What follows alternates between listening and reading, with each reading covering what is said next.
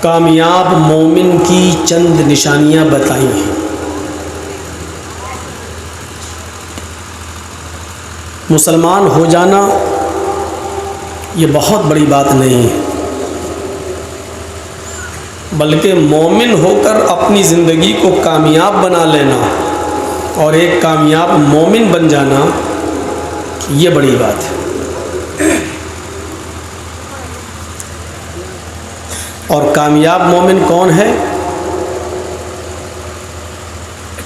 جو اس دنیا کو عارضی دنیا سمجھتا ہے اور اپنے آپ کو مسافر سمجھتا ہے، اور اس دنیا میں آنے کے بعد وہ اپنے مرنے گلنے اور سڑنے کو نہیں بھولتا ہے، اور اس بات کی تیاری کرتا ہے کہ ہم تو اس دنیا میں صرف اپنی آخرت کو پکی کرنے کے لیے اور آخرت کو بنانے کے لیے ہم اس دنیا میں تشریف لائے ہیں، اور وہ عمل کرتا رہتا ہے۔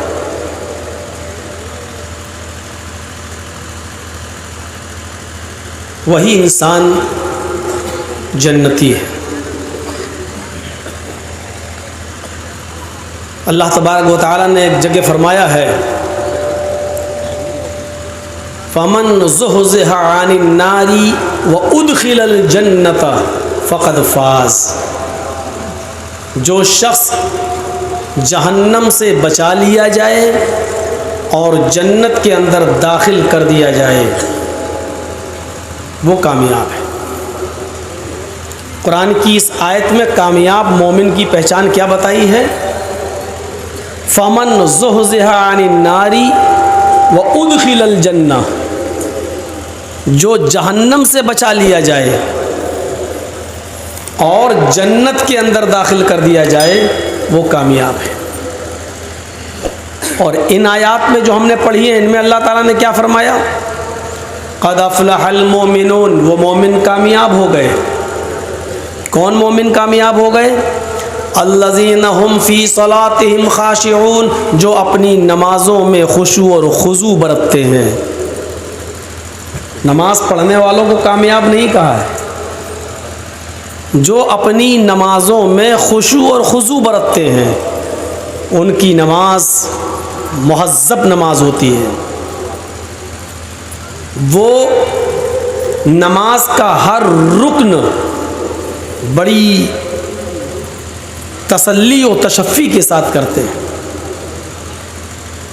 وہ اپنی نماز کی شکل و صورت نہیں بگاڑتے ہیں اور نہ ہی اپنی نماز میں عجلت جلد بازی کرتے ہیں۔ والذین هم عن اللغو معرضون، اور وہ مومن بھی کامیاب ہو گئے جو اپنی زندگی کے اندر تمام لغویات سے اعراض کرتے رہے۔ لغو کام، لغو فعل، لغو باتیں، یعنی بیہودہ اور بیکار قسم کے کاموں سے وہ اپنے آپ کو بچاتے رہے۔ اب بیکار کام کون سا ہے؟ نمازوں سے فارغ ہو کر، بزنس سے فارغ ہو کر، کھیتی باڑی سے فارغ ہو کر جب حضرت عمر فاروق رضی اللہ تعالیٰ عنہ اپنے گھر پہ آ جاتے تھے، تھوڑا بہت آرام کیا اور آرام کرنے کے بعد اٹھے، اب آج کوئی کام ہی نہیں ہے تو کیا کریں؟ تو جانتے ہو حضرت عمر فاروق اس خالی وقت کو بھی کیسے گزارتے تھے؟ وہ کوئی کپڑا لیتے تھے، بیکار قسم کا کپڑا، اور کپڑے کو پھاڑ دیتے تھے اور پھر سوئی لے کر سوئی میں دھاگا ڈال کے اس کپڑے کو سلتے تھے۔ ان سے پوچھا گیا ایسا آپ کیوں کرتے ہو؟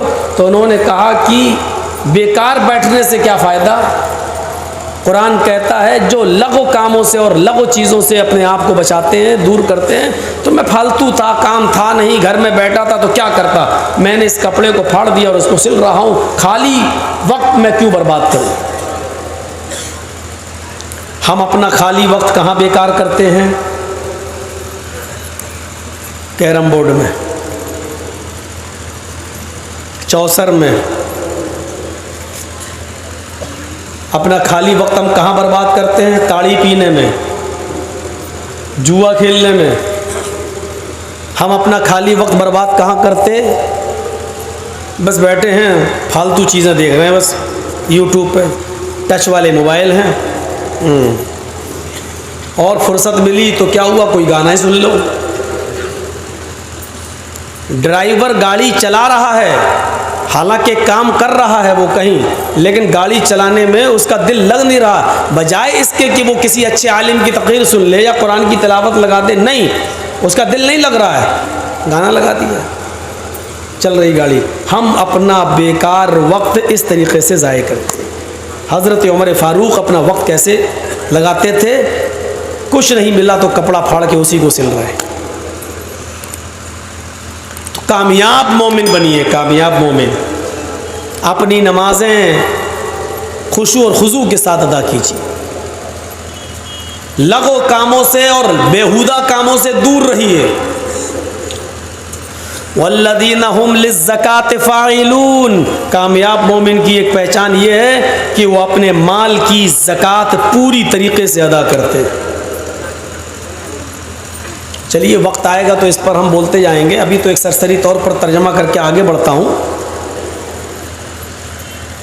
والذین هم للزکاۃ فاعلون والذین هم لفروجہم حافظون، اور کامیاب مومن کی ایک پہچان یہ ہے کہ وہ اپنی شرم گاہوں کی حفاظت کرتے ہیں،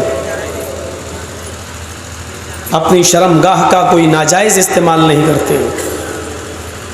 الا علی ازواجہم او ما ملکت ایمانہم، سوائے اپنی بیویوں کے اور اپنی لونڈیوں کے۔